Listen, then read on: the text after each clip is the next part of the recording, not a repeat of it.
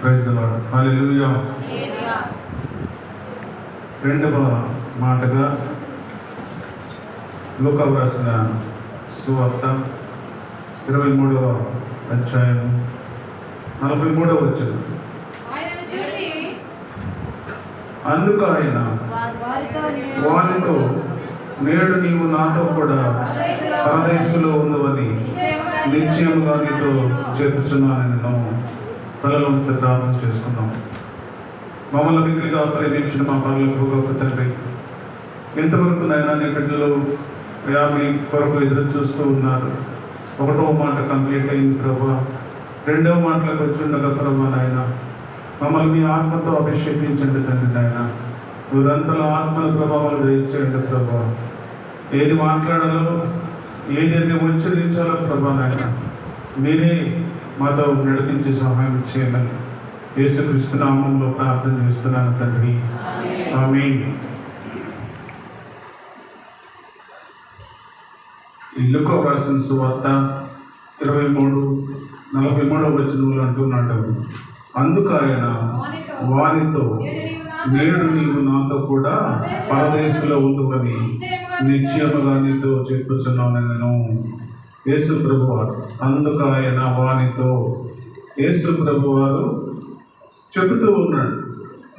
ఎవరితో చెబుతున్నాడంటే ఆ పై వచనాలు 39వ వచనంలో చూస్తే, వేలాడవేయబడిన నేరస్తులలో ఒకడు ఆయనను చూసి దూషించుచు, నీవు క్రీస్తువు కదా, నిన్ను నీవు రక్షించుకొనుము, మమ్మల్ని కూడా రక్షించమని చెప్పాను.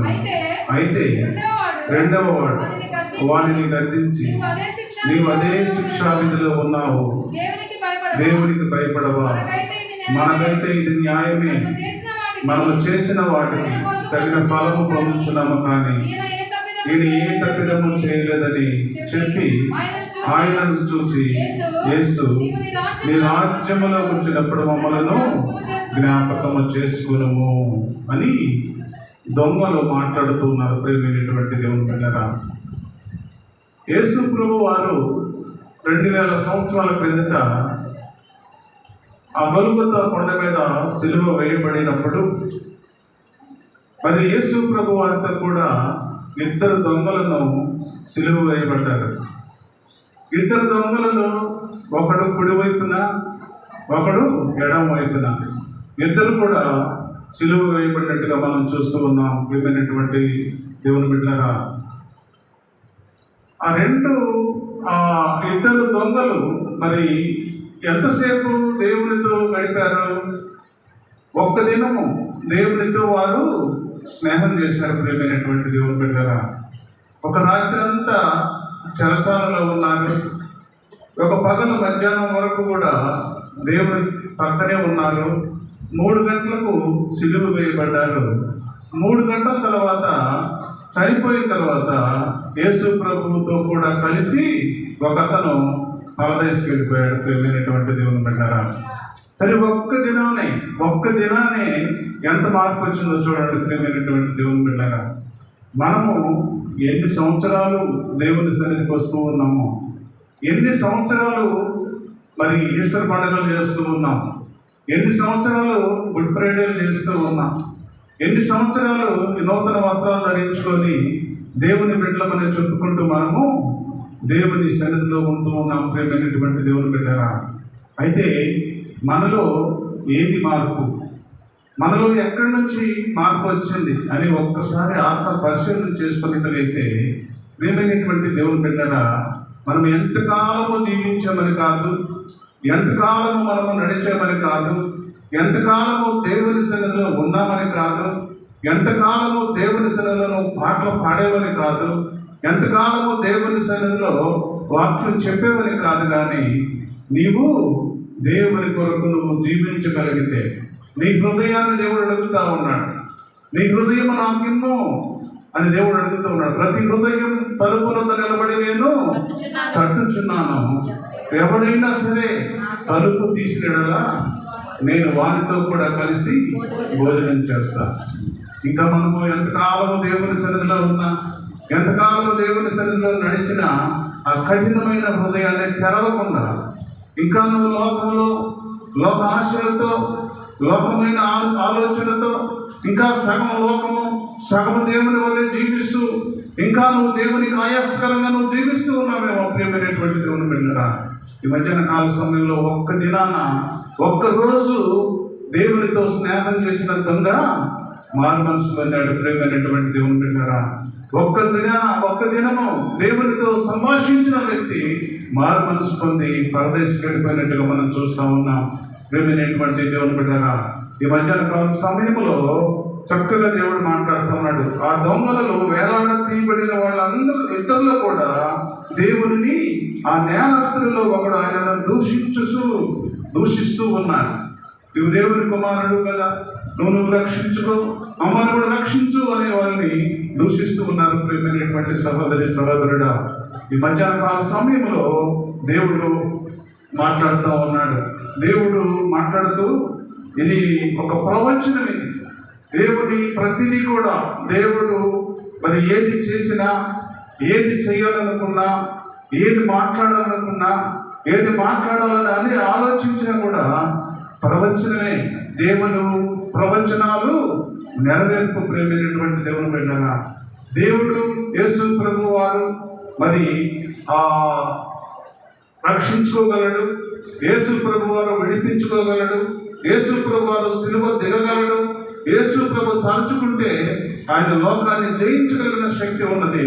కానీ ఒక ప్రవచనం, యెషయా ప్రవక్త 700 సంవత్సరాలు యేసు ప్రభు పుట్టక ముందు 700 సంవత్సరాల ముందు ఒక ప్రవచనం ప్రవచించాడు. ప్రేమైనటువంటి దేవుని బిడ్డలారా, ఆ ప్రవచనం ప్రవచించి ఆ యెషయా గ్రంథము 53:12 వచనంలో, అతిక్రమము చేయు వారిలో ఎంచబడిన వాడాయను, అనేకులు పాపం భరించుచు తిరుగుబాటు చేసిన వారిని వచ్చి విజ్ఞాపన చేసెను.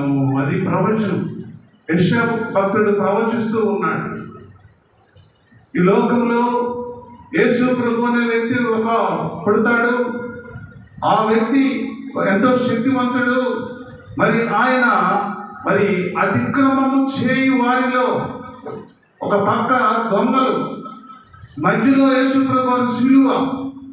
అతిక్రమము చేయవారు ఈ లోకంలో ఎంత వారు మరి వాళ్ళ బ్రతుకు ఏ విధంగా ఉందంటే, ఒక భయంకరమైన పరిస్థితుల నుండి యేసు ప్రభు వారి పక్కన సిలువ వేయబడ్డారు. ప్రేమైనటువంటి దేవుని బిడ్డలారా, అది యెషయా భక్తుడు ఎప్పుడో 700 సంవత్సరాల క్రిందట ప్రవచించాడు. ప్రేమైనటువంటి దేవుని బిడ్డలారా, ఆ ప్రవచనము ఈరోజు నెరవేరుతూ ఉన్నది. ప్రేమైనటువంటి దేవుని బిడ్డలారా, అలాంటి సిచ్యువేషన్లో ఆ అతిక్రమము చేయబడిన దొంగల మధ్యలో యేసు ప్రభు వారు సిలువలో వేలాడుతూ ఉన్నాడు.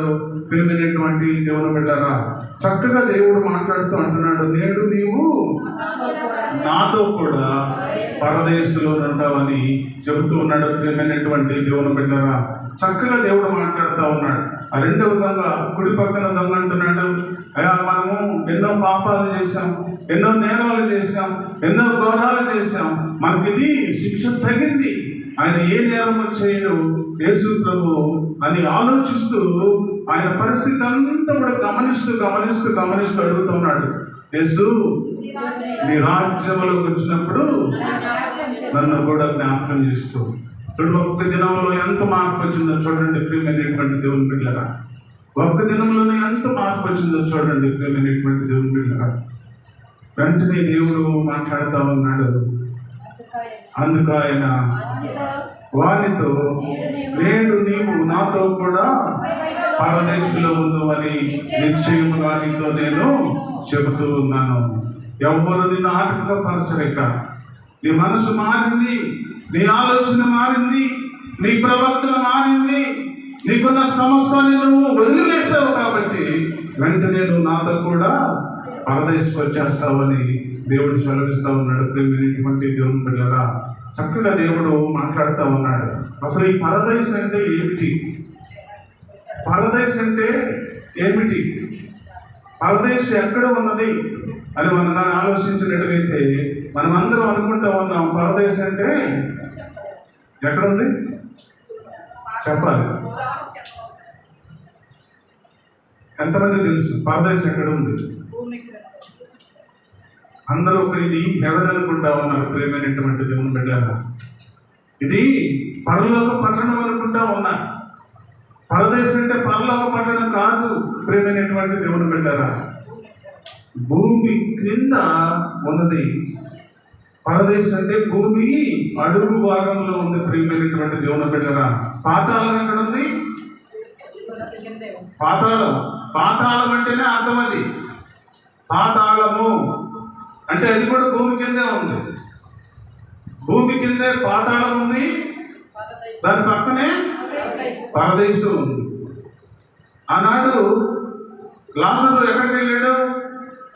పరదేశంకి వెళ్ళాడు. వెళ్ళి పరదేశంలో ఎవరు ఉన్నారు అక్కడ? అబ్రహాం ఉన్నాడు, నీతిమంతులు ఉన్నారు, దేవుని సేవకులు ఉన్నారు. ఈ లోకంలో ఎవరైతే నీతిగా జీవించారో వారందరూ కూడా ఆ పరదేశంలో ఉన్నట్టుగా మనం చూస్తా ఉన్నాం ప్రియమైనటువంటి దేవుని బిడ్డలారా. చక్కగా ఆ లాజరు అబ్రహాము దగ్గర నిలబడి ఉన్నప్పుడు ఈ పాతాళంలో ఉన్న ధనవంతుడు చూశాడు. చూడండి, చూసి కేకలేస్తా ఉన్నాడు. అంటే ఈ పరదేశకు పాతాళానికి చాలా దగ్గరగా ఉంది ప్రియమైనటువంటి దేవుని బిడ్డలారా. మరి ఆ పరదేశకు వెళ్ళిన వారు దేవుడు మరి వాక్యం విన్నారా?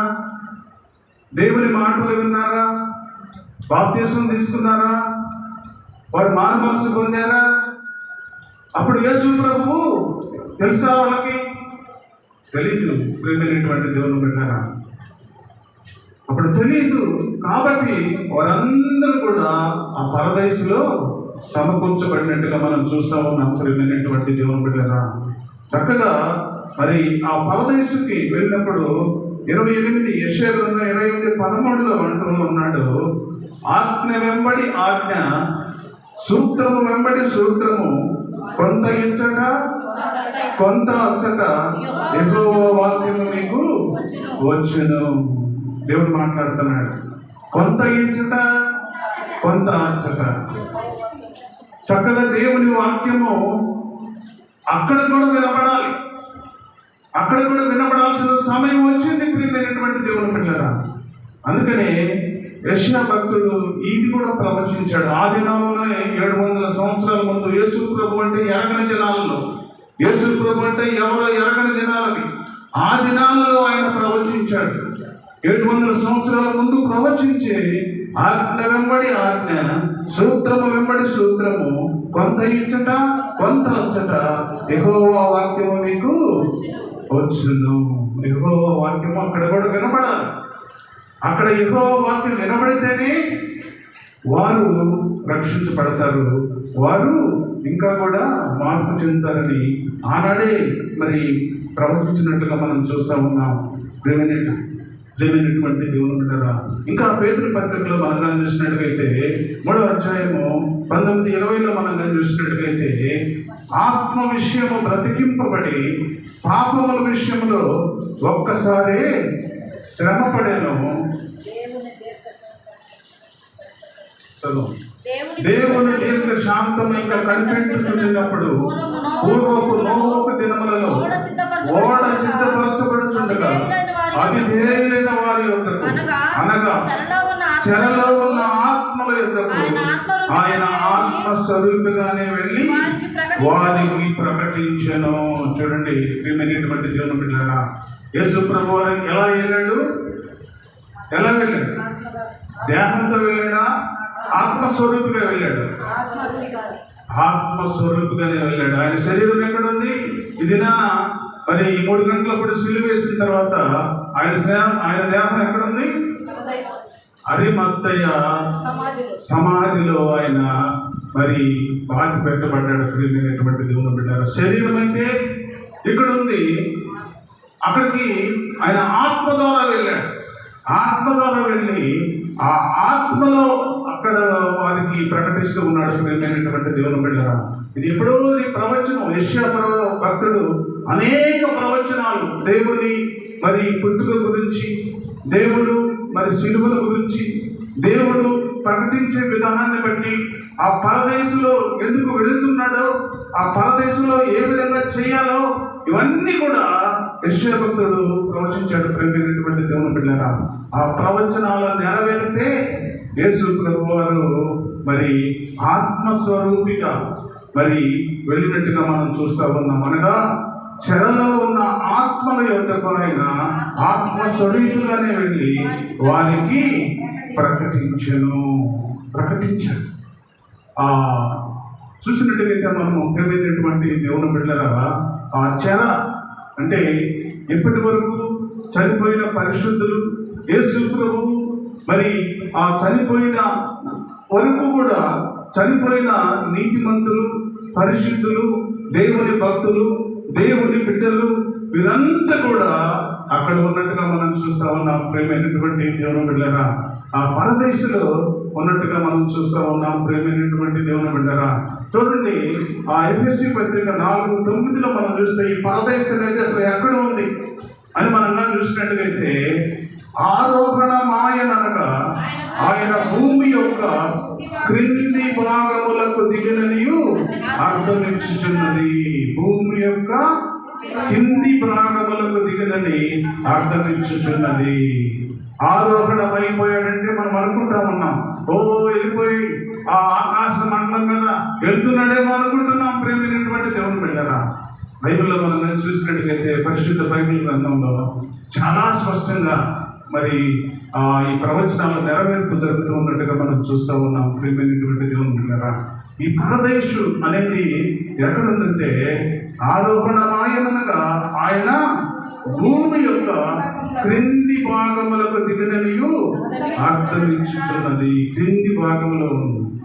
ఆ క్రింది భాగంలో ఉన్న ఆ పరదేశులకు ఈ దొంగలు వెంట పెట్టుకొని యేసు ప్రభు వారు వెళ్ళారు. ప్రేమైనటువంటి దేవుని బిడ్డలారా, ఆ దొంగను వెంట పెట్టుకొని ఆ పరదేశకు వెళ్ళినప్పుడు అక్కడ అనేక మంది దేవుని బిడ్డలు, అనేక మంది నీతిమంతులు, అనేక మంది దేవుని సేవకులు, అనేక మంది మరి యేసు ప్రభు మరి పుట్టుక వరకు కూడా, ఆయన చనిపోయే వరకు కూడా ఎంతమంది అయితే చనిపోయారో అప్పుడు వారందరూ కూడా ఆ పరదేశంలో ఉన్నట్టుగా మనం చూస్తూ ఉన్నాం. వెళ్ళినటువంటి దేవుని బిడ్డలారా, చక్కగా దేవుడు మాట్లాడుతూ ఉన్నాడు. అక్కడ వెళ్ళి దేవుని సువార్త ప్రకటించి మరి యేసు ప్రభు వారు అక్కడి నుంచి మరి మనం చూసినట్టుగైతే 1 పేతురు పత్రిక 4:6 మనం చూసినట్టుగైతే, మృతుల శరీర విషయంలో మానవ రీత్యా తీర్పు పొందినట్లు, ఆత్మ విషయంలో దేవునిని బట్టి జీవించినట్లు వారికి కూడా సువార్త ప్రకటించబడెను. చెరలో ఉన్న ఆత్మలకు సువార్త ప్రకటించాడు. యేసు ప్రభు వారు ఎందుకు పరదేశకు వెళ్ళాడు అంటే సువార్త, ఎందుకు సువార్త ప్రకటించేదానికి వెళ్ళాడు. ఎందుకంటే ఆ సువార్త అంటే తెలియదు వాళ్ళకి. యేసు ప్రభు చనిపోయే వరకు ఎవరు ఎంతమంది అయితే వారు మరి జీవించారో భూమి మీద, ఎంతమంది అయితే దేవుని కొరకు నడిచారో, ఎంతమంది అయితే దేవుని కొరకు జీవించిన వాళ్ళందరూ కూడా ఆ పరదేశంలో ఉన్నారు. ప్రియమైనటువంటి దేవుని బిడ్డలారా, వారందరికీ కూడా మరి మృతుల శరీర విషయంలో మానవ రీత్యా తీర్పు పొందినట్లు, ఆత్మ విషయంలో దేవునిని బట్టి జీవించినట్లును వారికి కూడా సువార్త ప్రకటించుటకు, చెరలో ఉన్న ఆత్మలకు సువార్తను ఆయన ప్రకటించినట్లుగా మనం చూస్తూ ఉన్నాం. ప్రియమైనటువంటి దేవుని బిడ్డలారా, అందుకు ఆయన పరదేశం వెళ్ళినట్టుగా మనం చూస్తూ ఉన్నాం. ప్రియమైనటువంటి దేవుని బిడ్డలారా, ఆయన దొంగను వెంట పెట్టుకొని ఆయన పరదేశకు వెళ్ళాడు. పరదేశకు వెళ్ళిన తర్వాత అక్కడ చూసినట్టుగైతే ఎఫెసీ పత్రిక 4:8 మనం చూసినట్టుగైతే, అందుచేత ఆయన ఆరోహణమైనప్పుడు చెరను చెరగా పట్టుకొని పోయి మనుషులకు ఈవులను అనుగ్రహించునని చెప్పబడి ఉన్నది.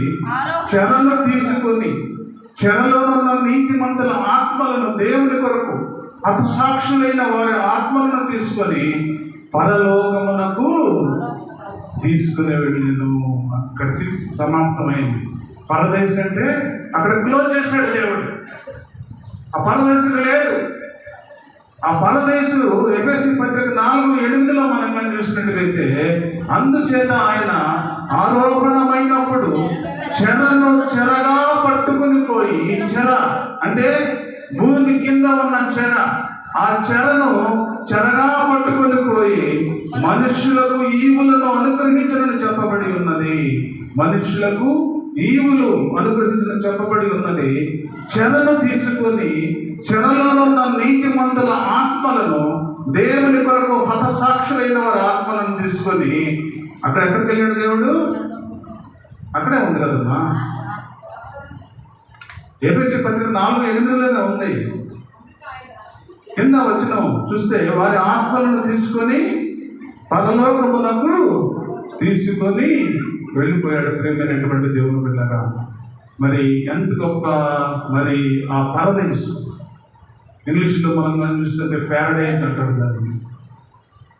మరి ప్యారడైజ్, ఆ పరదేశుల గురించి మనం ఎంత మంచి మాటలు దేవుడు ఈ మధ్యాహ్న కాల సమయంలో మనతో మాట్లాడాడు చూసినట్లయితే, మరి నీవు నేను మన జీవితంలో ప్రియమైనటువంటి దేవుని బిడ్డలారా, దొంగ ఒక్క రోజులోనే దేవుని వైపు చూసినప్పుడు తన పాపాలన్నీ విడిచిపెట్టాడు, తన జీవితాన్ని మార్చుకున్నాడు, తనకున్న ప్రతి అననుకూల పరిస్థితులు తీసివేసుకున్నాడు, తనకున్న ప్రతి బ్యాడ్ క్యారెక్టర్స్ అన్నీ కూడా తీసేసుకొని మరి చక్కగా ఒక మంచి మరి పరిస్థితుల్లో దేవుని వైపు చూసినట్టుగా మనం చూస్తూ ఉన్నాం. ప్రేమైనటువంటి దేవుని బిడ్డరా, ఒక్క దినానే దేవుడు మరి దొంగను మార్చుకున్నాడు. అయితే మన జీవితంలో ఎన్ని దినాలు మనం దేవుని సన్నిధికి వస్తూ ఉన్నాం, ఎన్ని దినాలు దేవుని సన్నిధిలో మనం మాట్లాడుతూ ఉన్నాం, ఎన్ని దినాలు మనం దేవుని సన్నిధిలో అంగలారుస్తూ ఉన్నాం, ఎన్ని దినాలు మనం దేవుని సన్నిధిలో ఏడుస్తూ ఉన్నాం, ఎన్ని దినాలు మనం దేవుని సన్నిధిలో ప్రార్థన చేస్తూ ఉన్నాం.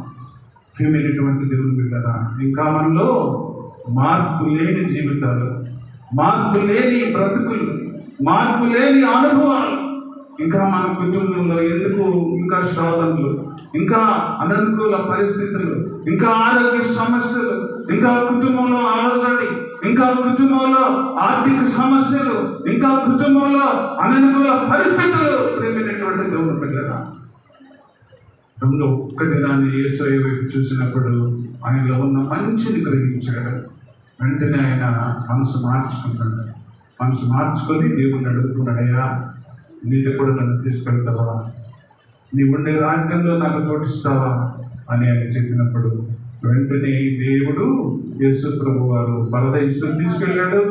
పరదేశం నుండి వెంటనే ఆయన చెరగా పట్టుకొని పరలోక పట్టణం వైపు తీసుకెళ్ళి అక్కడ స్థిరపరిచినట్టుగా మనం చూస్తా ఉన్నాం. ప్రియమైనటువంటి దేవుని బిడ్డరా, ఇప్పటి నుండి చనిపోయిన బిడ్డలు పరదేశం వెళ్ళరు. ఇంకా దేవుని కొరకు జీవించే బిడ్డలు, దేవుని కొరకు నడిచేవారు, దేవుని కొరకు ముందుకు సాగేవారు, దేవుని కొరకు బ్రతికేవారు ఇక డైరెక్ట్గా దేవుని సన్నిధిలోనే, ఇక్కడ కన్ను మూస్తే దేవుని సన్నిధిలోనే కన్ను తెరుస్తారు. ప్రియమైనటువంటి దేవుని బిడ్డరా, ఇక పరదేశు అది క్లోజ్ చేసి చెరగా పట్టుకొని పరలోకానికి తీసుకెళ్ళినట్టుగా మనం చూస్తూ ఉన్నాం. అంటే మరి ఆ పరలోక పట్టణానికి నువ్వు వారసులు కావాలంటే నేను కూడా దేవుని వైపు చూడాలి. ఇంకా నీలో ఉన్న ప్రతి అవిధేయతను తీసివేయాలి, ప్రతి అననుకూల పరిస్థితులను తీసివేయాలి, నీకున్న ప్రతి సమస్యను యేసయ్య వైపు చూసి యేసయ్యతో నువ్వు దాన్ని సంభాషించినట్లయితే యేసయ్య నిన్ను కూడా ఆ పరలోక పట్టణానికి వారసులు చేస్తాడు. ఆ పరలోక పట్టణంలో నేను ఒక దినాన మనందరము కూడా ఆ నీతివంతులైన దావీదు, అబ్రహాము, ఇస్సాకు, యాకోబు మరి అందరినీ కూడా మనము కన్నులారా చూస్తాం. ప్రియమైనటువంటి దేవుని బిడ్డలారా, ఎప్పుడంటే నీతి మంతుల వలె మనం ఈ లోకంలో జీవించినప్పుడు యేసు ప్రభువులో ఉన్న నీతి, యేసు ప్రభువులో ఉన్న యథార్థత, యేసు ప్రభువులో ఉన్న మంచి, యేసు ప్రభువులో ఉన్న మంచి ఒడంబడికను మనం కుదుర్చుకొని దేవుని సన్నిధిలో మనం నడిచినట్టుగైతే నీవు నేను కూడా మరి దేవుడు ఆ పరలోక పట్టణానికి వారసులు తీసడానికి దేవుడు సిద్ధంగా ఉన్నాడు. ప్రేమైనటువంటి దేవుని బిడ్డరా, అందుకని అంటున్నాడు, నేడు నీవు నాతో కూడా పరదేశంలో ఉందని నిశ్చయముగా నీతో చెప్పుచున్నాను. నేను ఇప్పుడైతే దేవుడు మనందరితో మాట్లాడుతూ ఉన్నాడు. మీరందరూ కూడా నన్ను నమ్ముకుంటే, మీరందరూ కూడా నా కొరకు జీవిస్తే, మీరందరూ కూడా నా కొరకు బ్రతికితే, నీవు నాతో కూడా పరలోక పట్టణంలో ఆ నిత్య రాజ్యంలో నువ్వు జీవిస్తావని దేవుడు సెలవిస్తావు అన్నాడు. ఆ నిత్య రాజ్యానికి నువ్వు వారసులు కావాలి అంటే, ఆ నిత్యమైన మార్గంలో నువ్వు ఉండాలి అంటే, ఆ పునాదులుగా పట్టణంలో నువ్వు నివసించాలి అంటే, అక్కడ ఎండ లేదు, చీకటి లేదు, పగలు లేదు. ప్రియమైనటువంటి దేవుని బిడ్డగా ఎల్లప్పుడూ గొర్రె పిల్ల అక్కడ దీపమయమని ప్రియమైనటువంటి దేవుని బిడ్డగా ఆ దీపపు వెలుగులో నువ్వు బ్రతకాలి, ఆ దీపపు వెలుగులో నువ్వు జీవించాలి. ఆ దీపపు వెలుగులో నువ్వు కనుక ముందుకు సాగగలిగితే దేవుడు నిన్ను చక్కగా నడిపిస్తాడు, నేను ప్రేమిస్తాడు. ఒక ఉన్నతమైన స్థితిలో దొంగలు తీసుకువెళ్ళి దొంగతో ఆయన కలిసి పరలోకానికి వెళ్ళిన యేసయ్య నన్ను కూడా ఒక మంచి మార్గంలో దేవుడు అక్కడికి తీసుకెళ్తానని దేవుడు సెలవిస్తూ ఉన్నాడు. అతి కృప మనందరికీ కలుగునుగాక. చిన్న ప్రార్థన చేసుకొని మనం ముందుకెళ్తాం. మమ్మల్ని వ్యక్తిగా ప్రేమించిన మా పనులకు గొప్పతండి, ఇంతవరకు ప్రభా నీతో మీ బిడ్డలతో మీరు మాట్లాడాలని బట్టి నేను నీకు స్తోత్రం. ఇంకా మాలో ప్రభా ఇంకా తీసివేయాల్సింది, వదిలివేయాల్సింది, ఇంకా నాయన ఉంటే ప్రభా తీసివేసుకుని తండ్రి నాయన అయా నీ పనులకు పట్టడానికి వారసులయ్యేందుకు మమ్మల్ని సిద్ధపరచని ప్రార్థన చేస్తున్నాం. దొంగలు ఏ విధంగా ప్రభా మీరు పనులకు పట్టడానికి తీసుకెళ్ళారా, అట్టి కృప నాకును కూడి వచ్చిన ప్రతి ఒక్క బిడ్డకు దయచేసి మీరే ఘనత మహిమ ప్రభావాలు పొందుకోగలరని ప్రాణం ప్రార్థన చేస్తున్నాను తండ్రి. ఆమేన్.